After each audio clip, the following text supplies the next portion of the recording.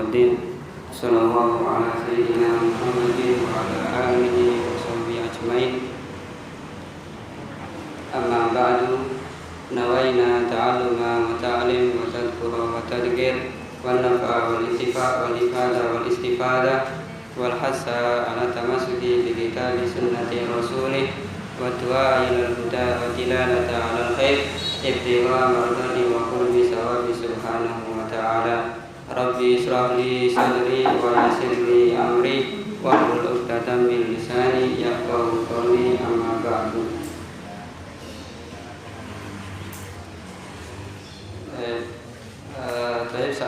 Sebelum mengawali membaca kitab, kita hadiah Fatihah kepada musannaf pengarang dari kitab Adab Sulukil Murid dari Imam Al-Habib Abdullah bin Alwi bin Muhammad Al-Haddad Al-Hadrami Al-Turaini ila al-Nabi sallallahu alaihi wasallam wa ala alihi wa ashabihi wa sahbihi wa tabi'ihim wa ibadihi ila hadrati al-Hajir ila Muhammad bin Isa wa usuli wa furihi wa ila hadrati al-Faqih Muqaddam Muhammad bin Ali Ba'alawi wa ila hadrati al-Faqih As-Sani Abdurrahman As-Sagaf wa ila hadrati al-Habib Umar Abdurrahman Al-Mikhdar wa banihi al-Habib Abdullah Al-Idris Al-Akbar wa ila hadrati sahib al-musannaf al-Habib Abdullah bin Ali Muhammad Al-Haddad wa banihi Hasan wa Husain wa ila hadrati al-Habib Umar Abdurrahman Al-Atas wa tilmi wa talamihi wa sa'ali baras wa usuli wa furuhi wa ila hadrati masyayikhina al-Fatihah. A'udzu billahi minasy syaithanir rajim. Bismillahirrahmanirrahim. Alhamdulillahirabbil alamin arrahmanir rahim maliki yaumiddin. Iyyaka na'budu wa iyyaka nasta'in ihdinas siratal mustaqim siratal ladzina an'amta 'alaihim ghairil maghdubi 'alaihim waladdallin.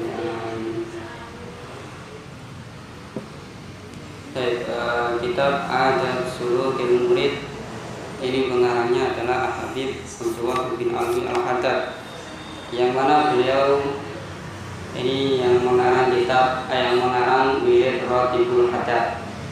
Yang mengarang Ratibul Haddad beliau ini yang mengarang juga kitab Adab Sulukil Murid. Beliau itu dilahirkan di sebelum kita masuk ke pembahasan, kita terjemahin dulu biografinya Haibatul Al-Haddad itu bagaimana, supaya apa? Supaya kita itu mengikuti jalannya atau mengikuti biografinya alim ulama. Penting sekali kita mengetahui biografi para ulama.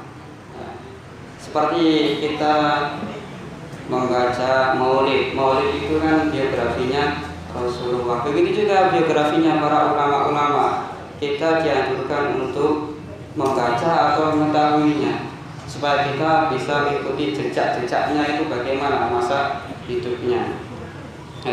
Habib Abdullah bin Al-Haddad di sini dilahirkan di kota atau di desa Subair, atau kalau sekarang itu di kota Tarim. Kota Tarim. Tarim itu terletak di daerah Hadramaut, provinsi Hadramaut, negara Yaman, sekarang Yaman. Habib Abdullah Haddad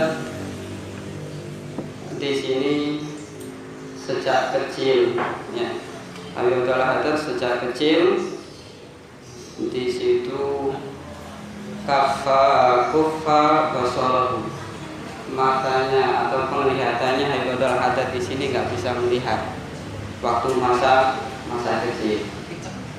Tapi walaupun tidak bisa melihat secara zahirnya, Habib Abdullah Haddad tetap bisa dalam melihat panca inderanya dalam mata batinnya. Itu Habib Abdullah Al-Haddad. Pernah suatu ketika di situ ada salah satu jamaah mengira padahal Habib Abdullah di sini nggak bisa melihat, kok jadi seorang guru ini bagaimana? Dia nggak percaya kalau nggak mempunyai mata batin dari hatinya. ketika pelajaran seperti ini ada salah satu muridnya itu ada kerentak seperti itu. Ketika mau minum kopi, ketika daras atau pelajaran seperti ini ditarik itu biasanya ada kopinya atau kopi kecil. Itu Al-Wadul Haddad itu diam melihat tahu orang itu mau minum kopi. Sama Al-Wadul Haddad dibilang jangan minum kopi itu. Sebab apa? Sebab di dalam kopi itu ada lalatnya. Itu Al-Wadul Haddad langsung dikasih salah satu muridnya atau jamaahnya yang ikut ngaji di situ. Bahwasanya Al-Wadul Haddad itu walaupun nggak bisa melihat, tapi hatinya tetap bisa melihat. Al-Wadul Haddad. Alawi, ya Alawi. Ya insya tafaulan Alawi itu ya dengan kedua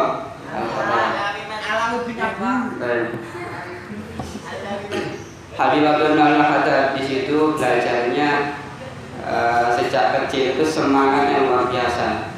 Begitu juga ibunya Ubabah Salma Al-Habsyi, itu perempuan yang solehah yang mendidik anaknya. Sebab apa? Sebab seorang perempuan ini adalah madrasatul ula, adalah pendidik pertama bagi murid.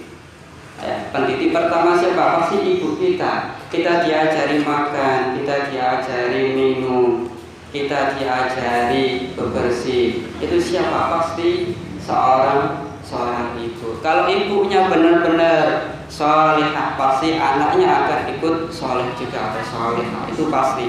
Sebab ibu ini adalah pendidik pertama.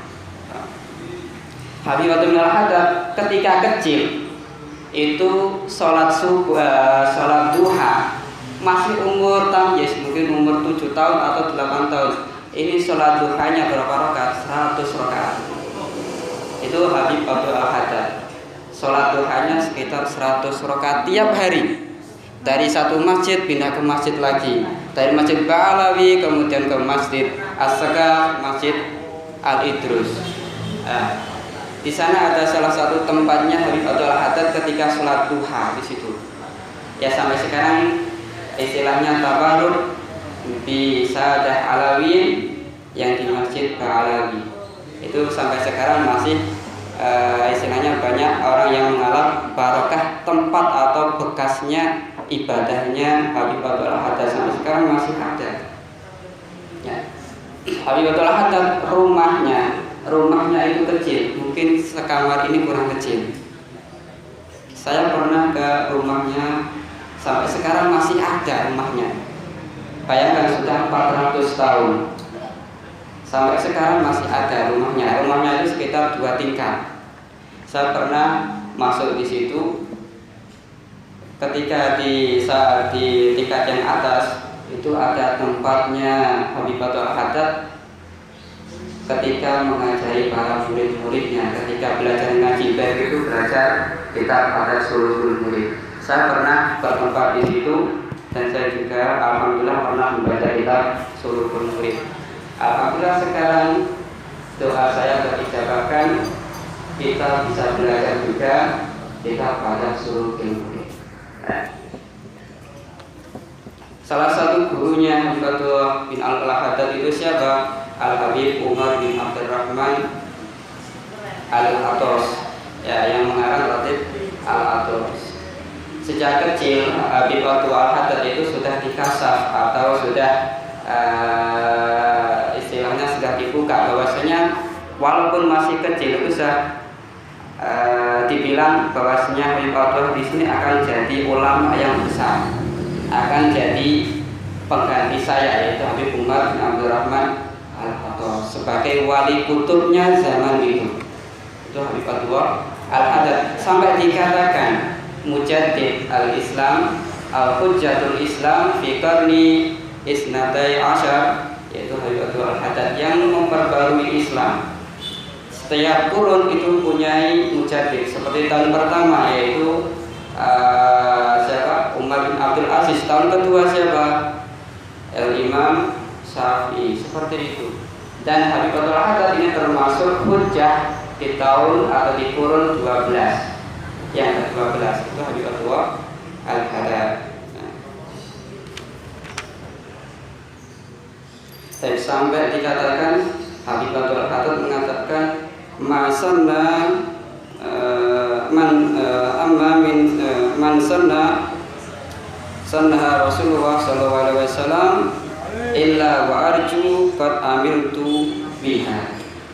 Bahwasanya Rasulullah itu memberikan sunnah yang mana saya juga melaksanakan sunnah-sunnahnya Rasulullah. Bahwasanya Habibatullah Al-Haddad ini termasuk salah satu pewarisnya Rasulullah yang sempurna. Karena apa? Karena Habibatullah Al-Haddad ini nggak ada satupun yang ditinggalkan sunnahnya Rasulullah. Ini Habibatullah Al-Haddad yang terkenal tinggal di kota Tarim. Ketika umur 20 tahun, ketika remaja, Habibatullah Al-Haddad sudah waktunya untuk apa? Untuk berdakwah. Ketika mau berdakwah itu Habibatullah Al-Haddad ragu, istilahnya masih mama. Apakah berdakwah apa enggak? Ketika malamnya itu dimimpi oleh salah satu gurunya,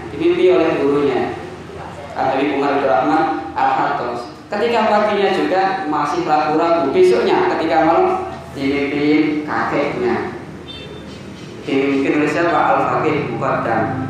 Besoknya lagi ketika malam dimimpikan siapa? Al-Muhajir Ahmad bin Isa. Sampai dimimpi atau ketika mimpi itu bertemu oleh Rasulullah. Disuruh apa?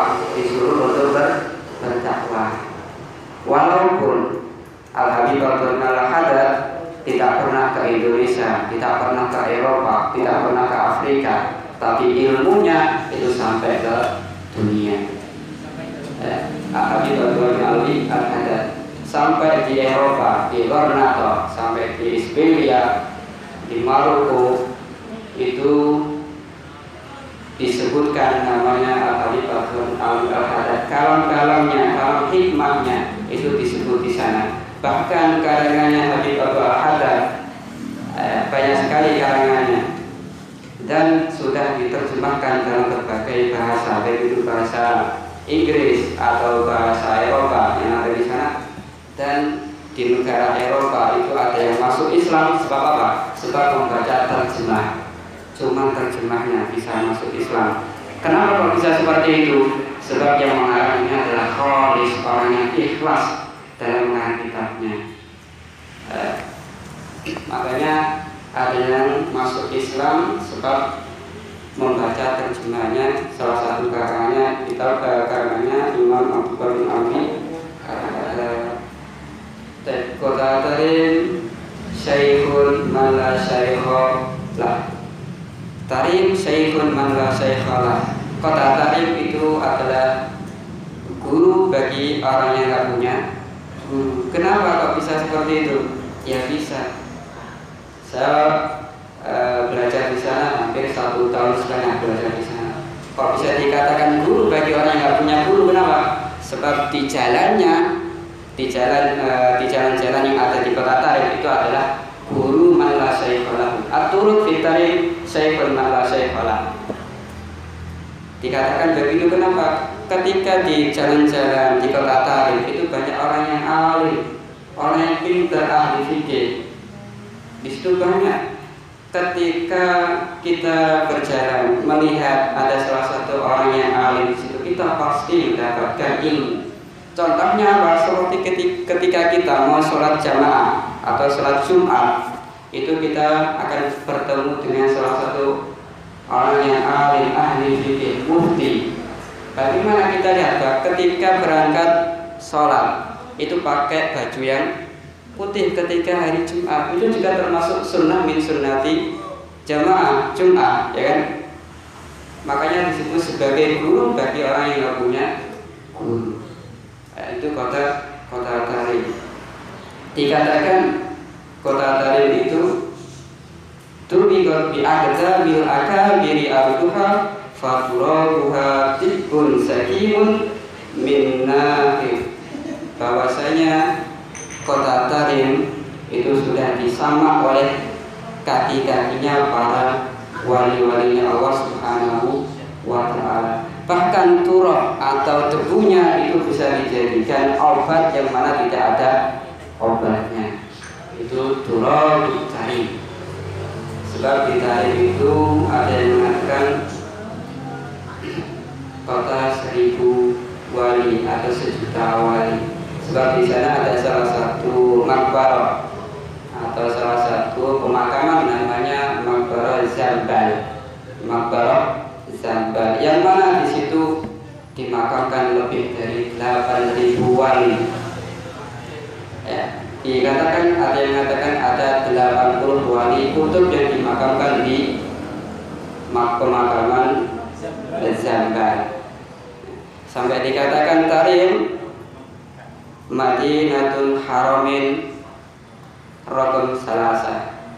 Kota Tarim dikatakan sebagai kota tanah haram yang ketiga setelah apa? Setelah Makkah dan Madinah. Sebab di situ banyak sekali para aulia, banyak sekali para kekasih Allah. Dan itu kota Tarim.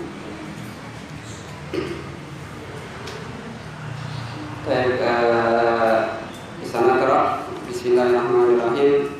Qala al-musannifu al-imam al-habib Abdullah bin Alwi al-Haddad rahimahullah ta'ala wa nafa'ana bi ulumihi wa bi ulumikum fid dharain amin. Bismillahirrahmanirrahim. Bismillahirrahmanirrahim. Ngaji kelawan ibu tasman Allah Ar-Rahmani kang maha welas asih ing dalam dunya lan akhirat. Ar-Rahimi tur welas asih ing dalam akhirat loko.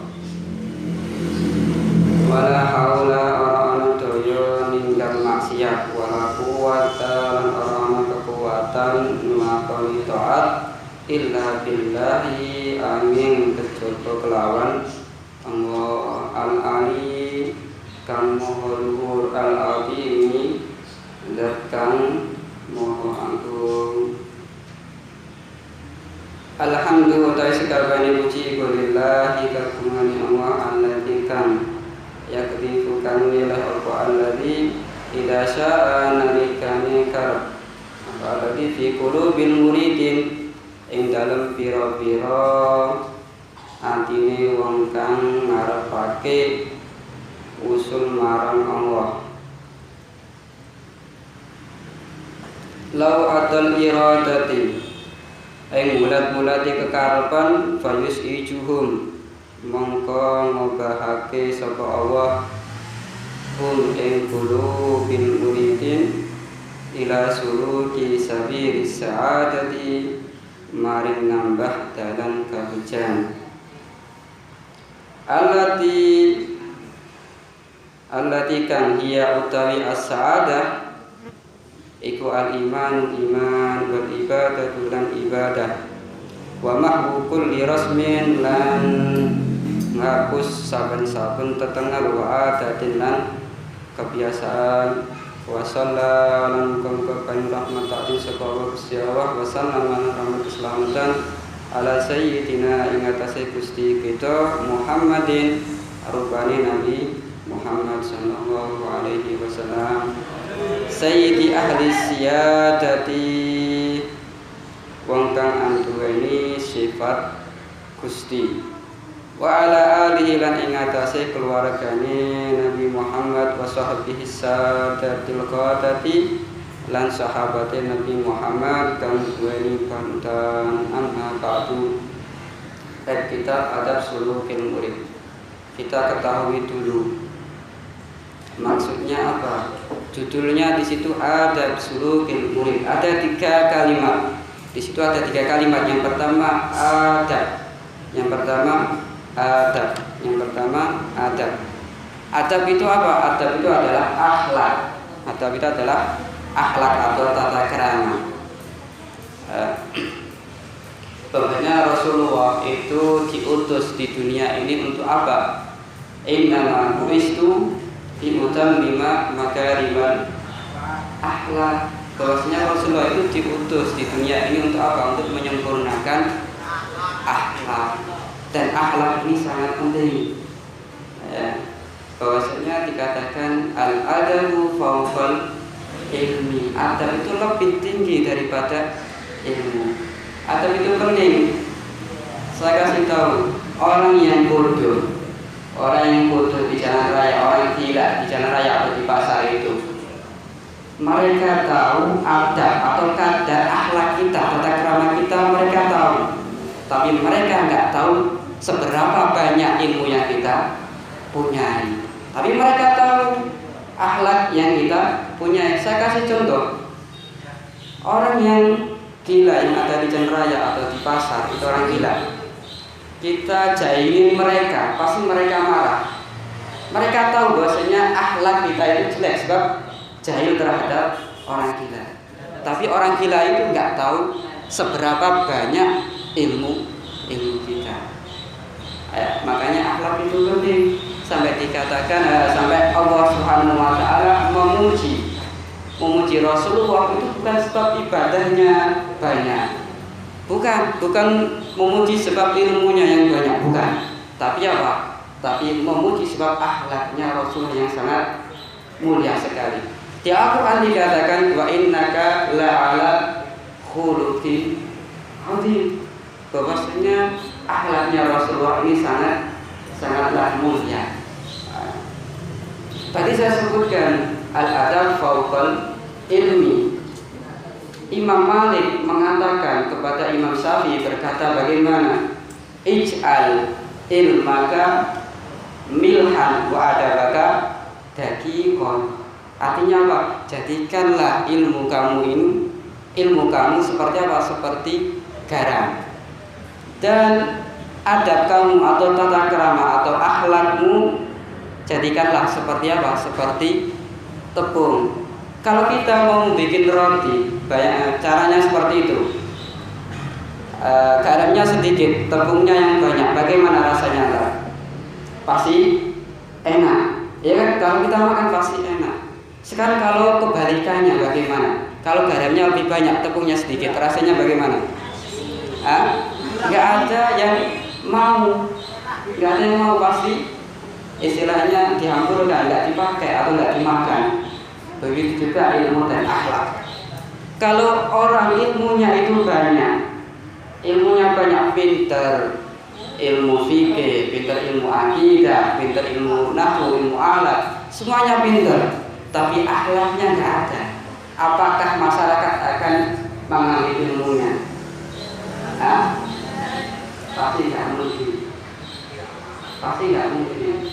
Lebih baik ilmunya yang sedikit dan akhlaknya itu banyak. Pasti walaupun ilmunya sedikit akan dibutuhkan atau akan diambil oleh masyarakat. Itu pasti. Kalau pinter tapi nggak ada ilmunya, sering memarahi orang, murid-muridnya dimarahi, dibilang goblok, dibilang sampai seperti kalbun akur, seperti anjing. Ada salah satu guru yang di Arab Saudi bilang seperti itu. Pasti masyarakat nggak mau mengambil ilmunya. Makanya ilmu itu di bawahnya akhlak atau adab. Kemudian suluk, yang kalimat yang kedua apa? Suluk itu apa? Thoriqun, di mana thoriqun yaitu jalan, ya, di mana jalan, yang mana jalan itu menuju kepada keridhaannya Allah Subhanahu wa taala. Kemudian kalimat yang terakhir apa? Al-murid. Murid itu siapa? Murid itu alladzina yuriduna wa yasaddaquna wa yatlubuna ridwan Subhanahu wa ta'ala. Murid itu siapa? Yang benar-benar mempunyai keinginan, yang jujur, yang benar-benar menginginkan keridhaannya Allah Subhanahu wa ta'ala, itu yang dikatakan sebagai al-murid. Makanya murid itu harus mempunyai akhlak atau adab supaya apa? Supaya usul, supaya sampai ke ridhonya Allah Subhanahu wa ta'ala. Itu judulnya adab sulukil murid.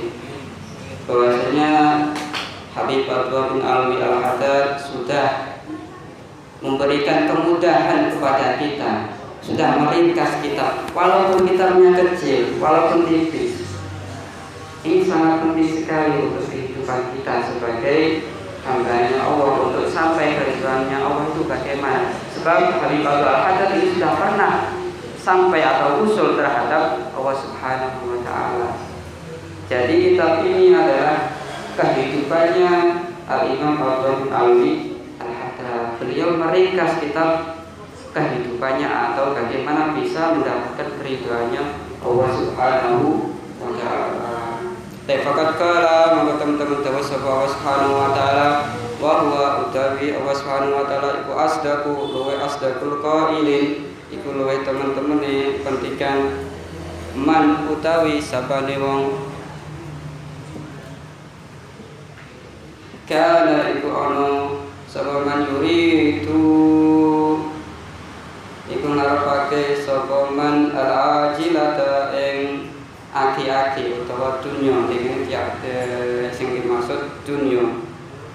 Ajalna mongko nyepetake sapa kita lahu maring man fiha ing dalem ajilah ma ing perkara nasya'u kang karep ingsun liman maring wong nuridu kang karep sapa ingsun summa ja'alna nindakake sapa ingsun lahu maring man jahannam ing neraka jahannam yaslaha halih mancing sapa man ha ing jahannam madmuman halih ino madhuron halih den tolak waman utai sapane wong iku arada ngarepake sapa man al akhirata ing akhirat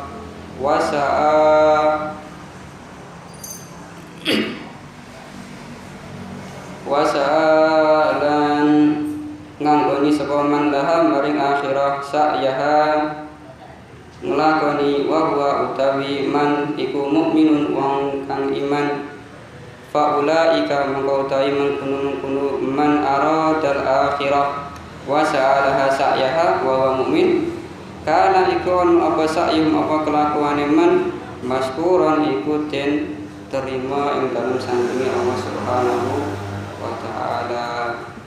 Dalam ayat Al-Quran di sini, di situ ada dua firqah atau dua golongan. Ya, di situ ada dua golongan.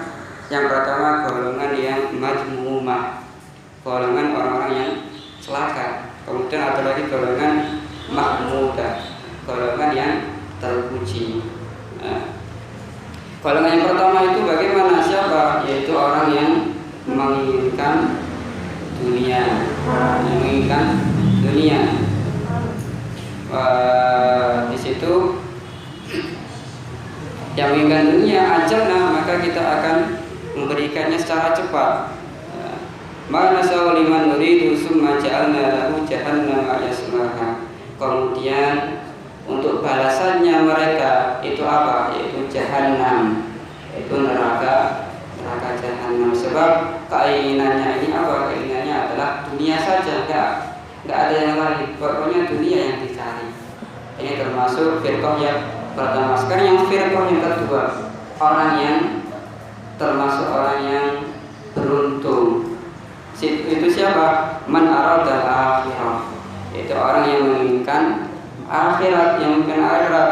Wasala sa'yaha wa huwa mu'min, dan melakukan apa yang diperintahkan dalam keadaan beriman. Maka orang yang seperti itu, maka balasannya apa? Balasannya adalah surga. Wal ajilatu dailafat ajilah ya iku tawi ajilah ad-dunya iku dunya. Fa idza kana nalikane ana fa'al murid tu wong kang ngarepake usul maring Allah laha maring dunya fadlan apa maneh anisa ye saking wong kang lumaku ditolabiha maring nukreh ad-dunya iku masiruhu utawi gon baline al-murid ilan nari maring neraka. Itu golongan yang pertama. Ma'allauni sumurtani den cela wasagori lan ino fama maka utawi perkara ajdar akila iku luweh patut wong kang duweni akal bil iradi kelawan mengu anha saking dunya wal ikhtirasi lan ngereksa minha saking dunya wal akhiratu tay akhirat iku hiya utawi akhirat al jannatu iku swarga wala yakfi lan ora cukup fi husulil fauzi ing dalem ngasilake kabejan biha kelawan akhirat apa al iradatu apa kekarepan fakot loko bal iya balik utawi akhirah iku ma'al imani sumertani iman wal amali lan amal as-salihi kang bagus al musyar ilaihi bi qouli ta'ala wa sa'alaha sa'yaha wa huwa mu'min wa sa'yu utawi kelakuan al maskuru kang den tarimo huwa utawi al maskur iku al amalu penggalian al maqbulu kang den tarimo al mustaujibu kang mijabahi sahibuhu kang duweni amal utawa kang duweni dalan al madha ing puji wasana'a lan den lem wasawabalan ganjaran al azima kang mulya alladzi kang la yakdi ora tutu apa as-sawab wala yafna lan ora rusak apa as-sawab bi fadlillah kelawan keutamaan Allah wa rahmatihi lan kawelasane Allah Subhanahu wa ta'ala wal khasiru tawi wong kang tuna min kulli wajhin saking saben-saben arah minal muridina saking pira-pira wong kang ngarepake usul maring Allah lidunya maring dunya alladzi iku wong yatahaqqaqu kang dadi nyoto fi haqqihi ing dalam hakiman alwaidu apa pengancam al-madhkuru kang disebut fil ayati ing dalam ayat huwa utawi alladzi yatahaqqaq iku alladzi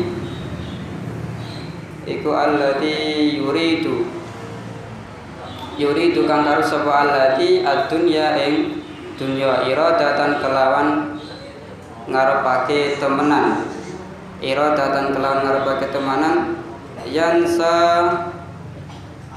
fi jambiha al-akhirah yansa kang lali sapa wong fi jambiha ing dalem santingi dunya al-akhirata ing akhirat fala yu'min mongko ora iman sapa wong biha kelawan akhirat au yu'minu ta iman wala ya'mal lan ora nglakoni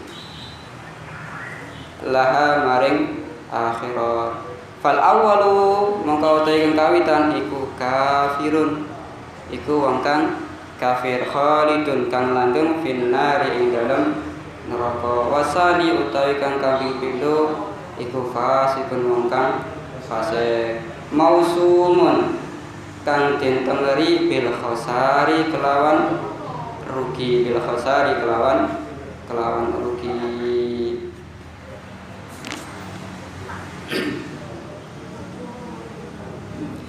di situ dijelaskan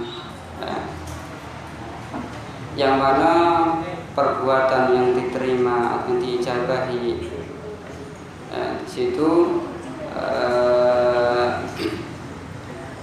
wasana'a wasawaba al-azima alladzi la yaqtadi wa la yafna fi fadlillahi wa rahmatihi, bahwasanya amal perbuatan kita, ibadah kita itu semuanya tidak menjamin kita bisa masuk surga, tidak bisa menjamin. Di situ ada cerita dari Bani Israel dulu, itu ibadah selama 80 tahun, ibadah dalam 80 tahun itu ibadah terus. Ketika wafat, di situ sudah istilahnya ditimbang. Orang tadi yang ibadah tadi selama 80 tahun itu enggak mau masuk surga kecuali dengan amal perbuatan perbuatan ibadahnya itu nggak mau kecuali dengan amal perbuatan. Tapi oleh Allah Subhanahu wa taala bilang apa? Bahwasanya salah satu malaikat itu bilang kepada Allah bahwasanya orang tadi itu nggak mau masuk surga kecuali dengan amal perbuatan. Sebab 80 tahun itu ibadah terus, nggak ada maksiatnya, ibadah terus. Tapi Allah Subhanahu wa taala enggak memasukkan surga sebab ibadahnya. Akhirnya orang yang beribadah tadi itu komplain kepada Allah. Akhirnya Allah itu istilahnya memberikan salah satu nikmat, saja. Nikmat apa? Bisa melihat. Dan malaikat itu disuruh menimbang antara nikmat bisa melihat dengan ibadahnya selama 80 tahun. Ketika ditimbang itu lebih beratan apa? Nikmat yang diberikan oleh Allah Subhanahu wa taala cuma melihat. Cuma satu nikmat di situ. Lebih beratan nikmat yang diberikan. Oh, tadi kita diberikan nikmat yang banyak, tapi syukurnya apa? Kita dikasih penglihatan, kita dikasih mulut bisa berbicara. Andai kata kalau nggak bisa berbicara, nggak bisa melihat, bagaimana keadaan kita? Maka qalilun min ibadiyah syakur. Banyak dari hamba-hambanya Allah yang sedikit syukurnya, lupa dengan syukur. Kita di sini bersyukur kita bisa bertemu dengan bulan Ramadan, bulan yang sangat mulia. Ya, bulan Ramadan ini sangat mulia. Wa qala lantu sapa Rasulullah sallallahu alaihi wasallam innamal a'malu binniyat wa innamal likulli imri'in ma